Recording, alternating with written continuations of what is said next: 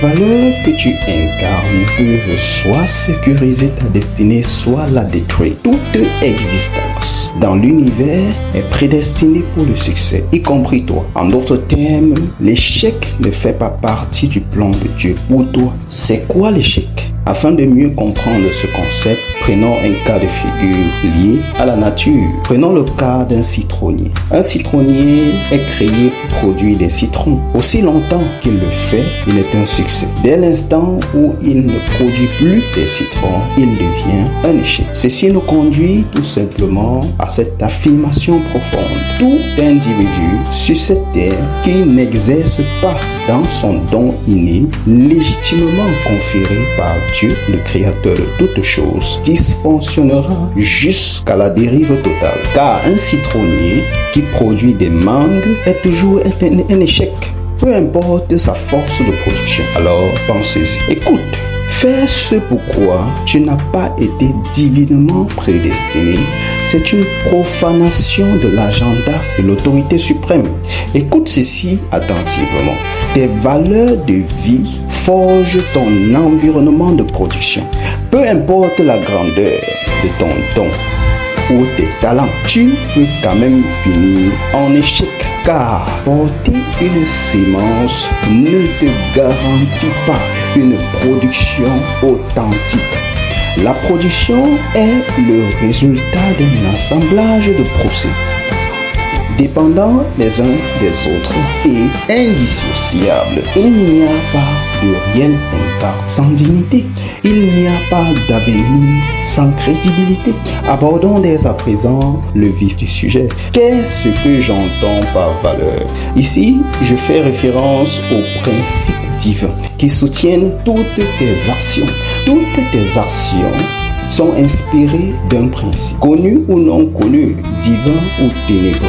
Je prendrai l'exemple du donner. J'ai observé plusieurs cas de figure. Des personnes qui font des dons dans la motivation d'investissement, c'est-à-dire sémences et moissons. D'autres qui donnent dans le but de se bâtir une renommée, de contrôler ou encore d'obtenir une certaine crédibilité au regard des hommes. Et enfin, des personnes qui donnent par nature. Écoute, les mécanismes spirituels ne sont pas assujettis aux mécanismes humains. La réalité, c'est l'inverse. Tu peux manipuler les émotions des hommes, mais tu ne peux effectuer des interactions avec le divin sur la base de la manipulation. Une crédibilité ne se bâtit pas par des actions programmées. Je suis désolé. La crédibilité, c'est un témoignage vrai et authentique d'un parcours éprouvé et attesté par les principes et lois de Dieu et révélé aux hommes comme un modèle de vie. Tu ferais mieux de te focaliser sur la discipline de ton âme au lieu de jouer au plus intelligent. Écoute ceci, tu ne peux discipliner ton âme de toi-même. Le renouvellement de ton âme est un projet qui dépend certes de ta responsabilité d'une part, mais plus du spirituel. Tout commence par une décision ferme pour le salut de ton âme. Et cette décision est de ta responsabilité. Fais le choix d'appartenir au royaume de la lumière maintenant en acceptant Jésus-Christ comme ton seul Seigneur et Sauveur. Ceci est appelé la nouvelle naissance. La nouvelle naissance n'est pas un concept religieux, non, c'est une transition spirituelle. Il n'y a pas de transition spirituelle sans authenticité.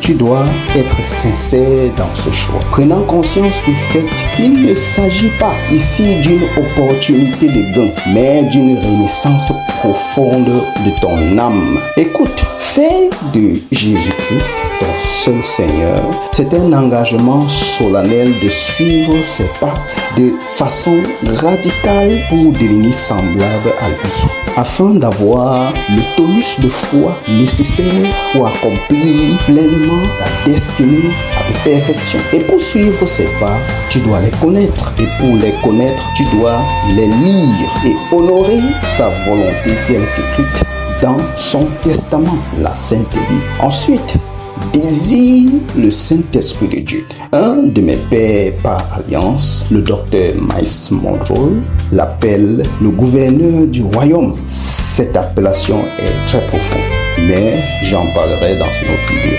Sa mission principale, la mission principale du gouverneur du royaume, c'est de t'aider à dominer les faiblesses de ta chair, afin que la nature du Dieu suprême te soit restaurée. N'oublie jamais ceci, bien que l'injustice semble prendre de l'avance dans ce monde, la justice a vaincu depuis le commencement. Et ce n'est pas une négociation, car la lumière ne négocie pas avec les ténèbres.